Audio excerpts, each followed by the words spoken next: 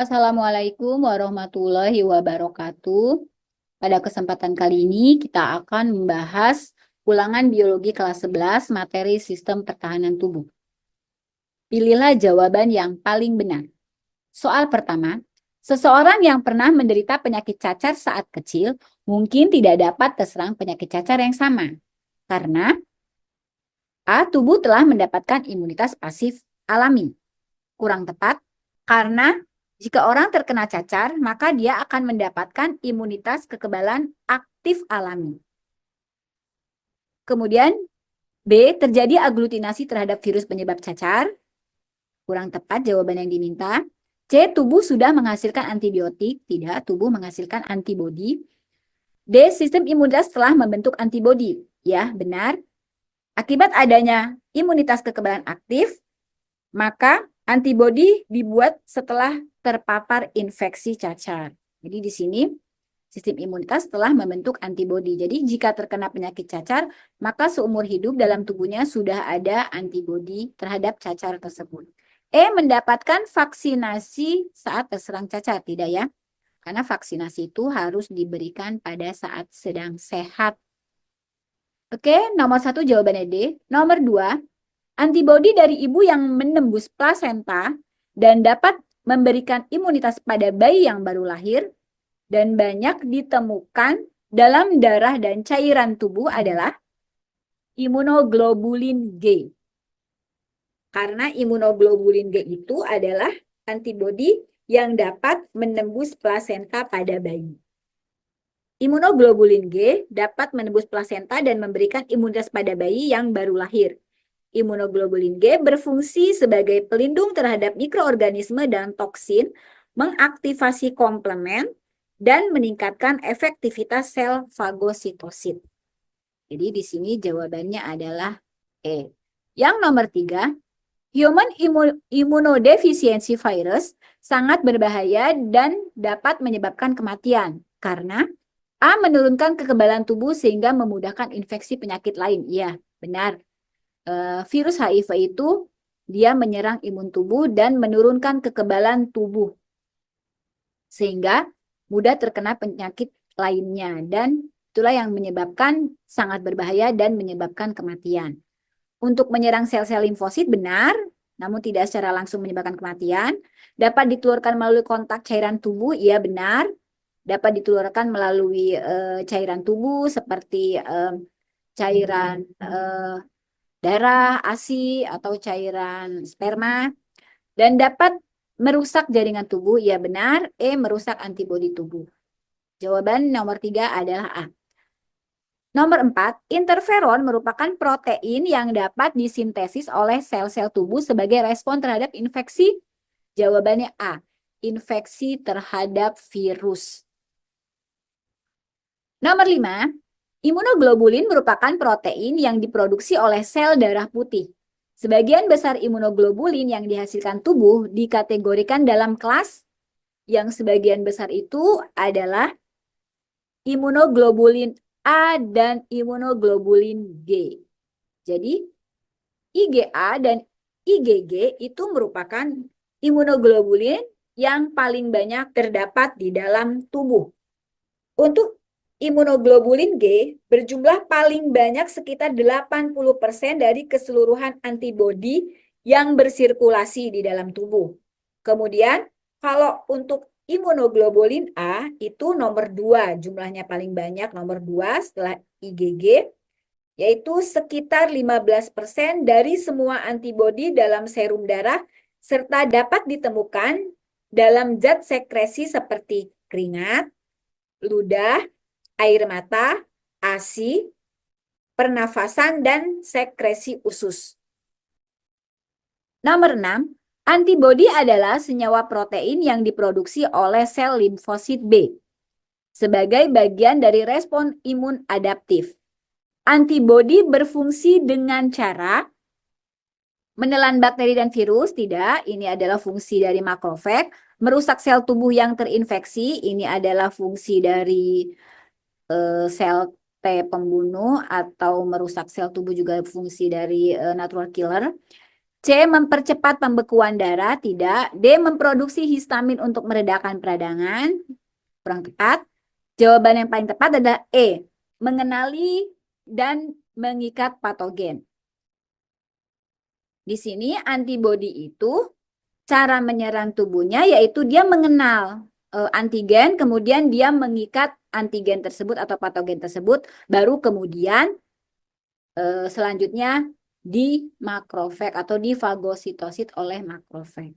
Selanjutnya, soal nomor 7, vaksinasi merupakan salah satu strategi untuk membangun kekebalan tubuh terhadap penyakit tertentu. Bagaimana vaksinasi bekerja dalam membentuk kekebalan tubuh?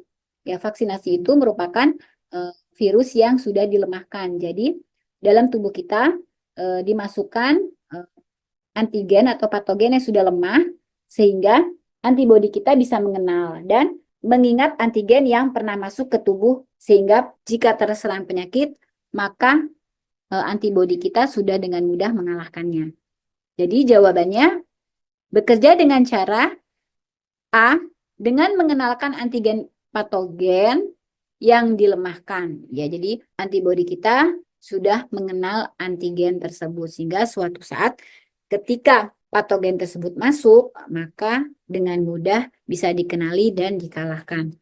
Kemudian nomor 8, sistem komplement merupakan bagian dari sistem pertahanan tubuh yang berperan dalam menghancurkan patogen, terutama bakteri. Mekanisme kerja sistem komplement yaitu, sini ada kata menghancurkan, berarti sistemnya hampir sama dengan natural killer ya. Jadi dia dengan membentuk pori pada dinding sel patogen, sehingga patogen tersebut mati ya. Caranya seperti ini, ada kata-kata menghancurkan di sini. Dengan cara apa menghancurkan? Dengan cara membentuk pori pada dinding patogen. Dengan mengepung dan menelan patogen, itu cara fagositosit. Kemudian dengan merusak sel tubuh yang terinfeksi patogen, kurang tepat ya, merusak sel tubuh. Kemudian dengan memicu pembentukan sel darah merah dengan mengenali dan mengikat patogen. Ini cara dari antibodi ya. Yang paling tepat adalah dengan membentuk pori pada dinding sel patogen.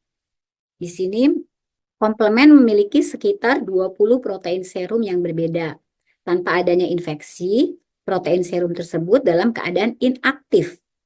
Pada saat terjadi infeksi, protein pertama dalam rangkaian protein komplement diaktifkan. Selanjutnya memicu rangkaian aktivasi protein komplement berikutnya. Hasil dari rangkaian reaksi komplement tersebut menyebabkan lisisnya banyak jenis virus dan sel-sel patogen. Jadi penghancuran sel-sel patogen oleh komplement yang dipicu oleh pengikatan antibodi melalui sistem komplement ini, yaitu dengan lisisnya sel-sel patogen dengan membentuk pori pada dinding sel patogen sehingga lisis jadi keluar atau ya seperti natural killer ya, dibunuh gitu. Keluar cairan dari patogen tersebut. Nomor 9, sel darah putih yang berperan dalam respon imun langsung dengan cara mengenali dan membunuh sel tubuh yang telah terinfeksi patogen adalah limfosit T. Nah, di sini limfosit T itu dia akan menyerang sel penghasil antigen secara langsung. Kalau limfosit B dia membentuk antibodi dulu. Nomor 10, makrofag adalah sel darah putih yang berperan dalam proses fagositosit. Makrofag itu berkembang dari monosit. Monosit merupakan salah satu bentuk dari sel darah putih yang berjumlah 3% hingga 8% dari seluruh jumlah sel darah putih. Monosit merupakan sel darah terbesar dan memiliki nukleus besar berbentuk seperti telur atau ginjal.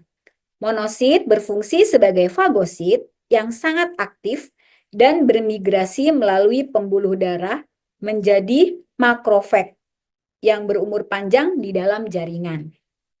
Sedangkan basofil, neutrofil, dan eosinofil juga merupakan bentuk lain dari sel darah putih yang disebut dengan granulosit. Karena memiliki granul, basofil mengandung histamin yang berfungsi untuk meningkatkan aliran darah ke jaringan yang cedera dan antikoagulan heparin untuk membantu mencegah penggumpalan darah intravaskuler. Sedangkan kalau neutrofil, dia jumlahnya sangat banyak, yaitu berjumlah 60% dari jumlah sel darah putih, Dan neutrofil juga berfungsi sebagai fagositosit yang sangat aktif untuk menyerang dan menghancurkan bakteri, virus, dan agen penyebab cedera lainnya. Kalau eosinofil berfungsi sebagai fagosit yang lemah dan berperan dalam pembuangan racun penyebab radang pada jaringan yang cedera. Sedangkan limfosit di sini berjumlah 30% dari jumlah sel darah putih, ditemukan di jaringan limfa berumur hingga beberapa tahun.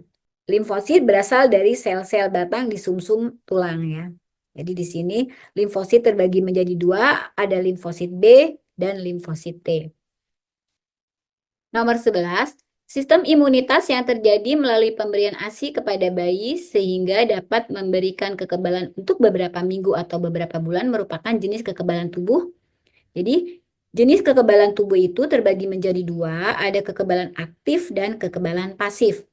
Kalau kekebalan aktif diperoleh akibat kontak langsung dengan patogen sehingga tubuh mampu memproduksi antibodi sendiri.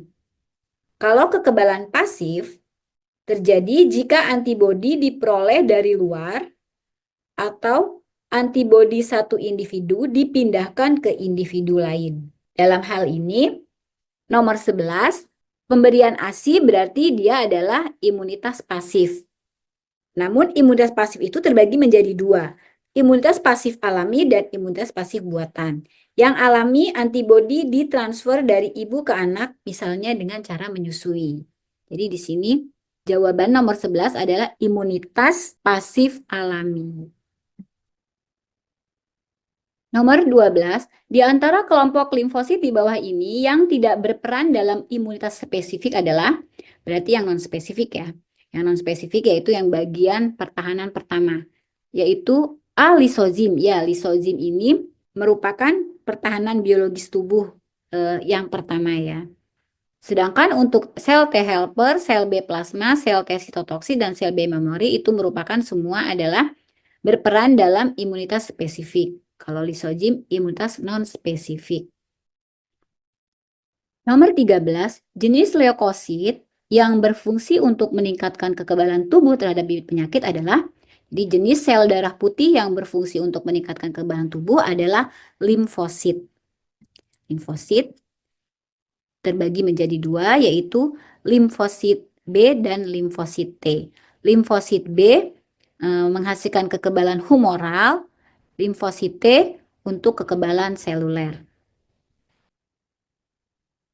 Nomor 14, antigen dapat merangsang respon imunitas, terutama dalam menghasilkan antibodi. Bagian antigen yang berikatan dengan antibodi disebut, jadi antigen itu merupakan zat yang dapat merangsang kekebalan tubuh.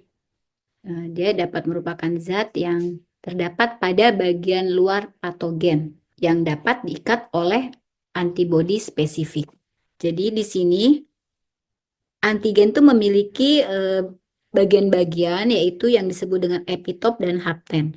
Adapun bagian yang dapat berikatan dengan antibodi disebut dengan epitop atau determinan antigen. Jawaban nomor 14 adalah E. Nomor 15. Antibodi merupakan protein larut yang dihasilkan oleh sistem imunitas sebagai respon dari keberadaan suatu antigen. Sel darah putih yang berfungsi membentuk antibodi adalah, berarti ini adalah kekebalan humoral, berarti jawabannya adalah nomor 15 A, B limfosit. Nomor 16, pertahanan spesifik dapat dibedakan menjadi imunitas yang diperantarai sel dan imunitas yang diperantarai antibodi. Imunitas yang melibatkan antibodi disebut, berarti imunitas antibodi itu adalah imunitas humoral. Jawabannya A. 17. Imunoglobulin merupakan protein plasma yang disebut antibodi. Imunoglobulin yang mampu memberikan respon terhadap alergi atau hipersensitif adalah di sini yang pas kalau IgM di situ adalah imunoglobulin yang pertama tiba di lokasi infeksi. IgM itu menetap di dalam pembuluh darah dan tidak masuk ke jaringan. IgM berumur relatif pendek serta berfungsi mengaktifasi komplemen dan memperbanyak fagositosit. Untuk IgD, IgD berfungsi membantu memicu respon imunitas. IgD banyak ditemukan dalam limfosit B. IgD dalam serum darah dan limfa berjumlah relatif sedikit. Yang IgG itu berjumlah paling banyak, sekitar 80% dari seluruh antibodi yang bersirkulasi dalam tubuh, berfungsi sebagai pelindung terhadap mikroorganisme dan toksin. IgG dapat menembus plasenta dan memberikan imunitas pada bayi yang baru lahir. Jawaban yang benar adalah alergi ya, IgE. IgE terikat pada reseptor sel mas dan basofil. IgE menyebabkan pelepasan histamin dan mediator kimia lainnya. IgE dapat ditemukan dalam darah dengan konsentrasi yang rendah. Namun, kadarnya akan meningkat selama reaksi alergi dan pada penyakit parasit tertentu. Penyakit yang disebabkan oleh parasit. Sedangkan untuk IgA, itu jumlahnya sekitar 15% dari semua antibodi berfungsi untuk melawan mikroorganisme yang masuk ke dalam tubuh. Yang biasanya terdapat dalam zat sekresi, keringat, ludah, ASI, dan sekresi usus dan lainnya. Nomor 18, sel T merupakan jenis sel darah putih yang berperan dalam sistem imun tubuh. Sel T memiliki beberapa jenis. Sel T penekan atau supresor merupakan salah satu tipe limfosit yang berfungsi A. Menstimulasi pembentukan sel T lainnya dan sel B plasma. Bukan ya. Jadi sel T itu terbagi menjadi 3. Ada sel T pembunuh, ada sel T pembantu atau sel T helper, ada sel T supresor. Sel T pembunuh atau sel T killer itu menyerang patogen yang masuk ke dalam tubuh. Sedangkan untuk pertanyaannya adalah, apa fungsi dari sel T supresor atau sel T penekan? Menstimulasi pembentukan sel T lainnya dan sel B plasma ini adalah fungsi dari sel T helper atau sel T pembantu. Membentuk antibodi dari sel B plasma ini juga fungsi dari sel T helper. Mengingat antigen yang pernah masuk ke dalam tubuh, ini adalah fungsi dari sel T memori atau sel B memori. Menyerang patogen bersama makrofag, ini fungsi dari sel T pembunuh. Jawabannya adalah yang E, menghambat respon imun. Jadi, sel T supresor itu dia dapat menghambat respon imun. Jadi di sini ketika sel T pembunuh kontak dengan antigen pada permukaan sel asing, maka sel T pembunuh itu akan menyerang dan menghancurkan dengan cara merusak membran sel asing. Jika telah berhasil, maka sel T supresor akan menghentikan respon kekebalan dengan cara menghambat aktivitas sel T pembunuh dan membatasi produksi antibodi. Itu adalah peran dari sel T penekan atau sel T supresor. Nomor 19, peradangan atau inflamasi merupakan reaksi lokal jaringan terhadap infeksi atau cedera. Berikut ini jika terjadi peradangan, maka yang terjadi pada tubuh merupakan, karena di sini ada kata reaksi lokal, yang paling tepat adalah jawabannya A. Tindakan mengisolasi, menghancurkan dan menaktifkan bakteri yang masuk. 20. Perhatikanlah ciri-ciri dari leukosit berikut. 1. Diproduksi di dalam jaringan limfa. 2. Memiliki inti 1 berbentuk bulat dan bulat panjang. 3. Bersifat ameboid. 4. Jika telah dewasa dapat membentuk makrofag. Berdasarkan keterangan di atas, leukosit yang dimaksud adalah, kalau berhubungan dengan membentuk makrofag, berarti di sini adalah monosit. Tadi sudah dijelaskan sifat dari monosit, basofil, eosinofil, dan lain-lain. Nomor 21, komponen yang berfungsi dalam pertahanan pertama saat tubuh terinfeksi bakteri patogen adalah, dari semua ini, yang non-spesifik paling utama adalah kulit. Jawabannya B. Nomor 22, zat antimikroba non-spesifik yang diproduksi tubuh dan dapat bekerja tanpa adanya interaksi antigen dan antibodi sebagai pemicu yaitu, nomor 22, jawabannya yang paling tepat adalah A, interferon dan komplemen. Nomor 23. Imunitas sekunder adalah respon imun yang terjadi saat tubuh terpapar antigen kembali, ketika sel memori bertemu dengan antigen spesifiknya. Gangguan kesehatan yang dapat menimbulkan imunitas sekunder adalah, jadi respon imun sekunder terjadi sebagai akibat paparan kedua setelah mengalami paparan yang pertama. Jadi di situ ada respon imun primer yang terjadi setelah paparan pertama terhadap suatu antigen. Respon imun primer menghasilkan pembentukan sel imun memori. Kemudian respon imun sekunder terjadi sebagai akibat paparan kedua terhadap antigen. Respon ini jauh lebih cepat berkelanjutan karena aksi sel imun memori. Jadi di sini Gangguan kesehatan yang dapat menimbulkan imunitas sekunder adalah C. Cacar dan campak. Jadi kalau sudah terkena cacar dan campak, biasanya tidak terkena kembali karena respon imunnya lebih cepat sehingga tidak sampai menyebar. Nomor 24, jenis sel dan fungsinya dalam respon imunitas berikut yang paling tepat adalah sel B memori berperan dalam respon imunitas sekunder. Sebenarnya ini jawaban 24 ini sudah ada secara eksplisit di dalam soal nomor 23. Nomor 25, sel limfosit yang menghasilkan antibodi adalah berarti sel B plasma yang menghasilkan antibodi. Demikianlah pembahasan soal ulangan biologi kelas 11 materi sistem pertahanan tubuh. Terima kasih. Mohon maaf jika banyak kekurangan dalam penjelasannya. Assalamualaikum warahmatullahi wabarakatuh.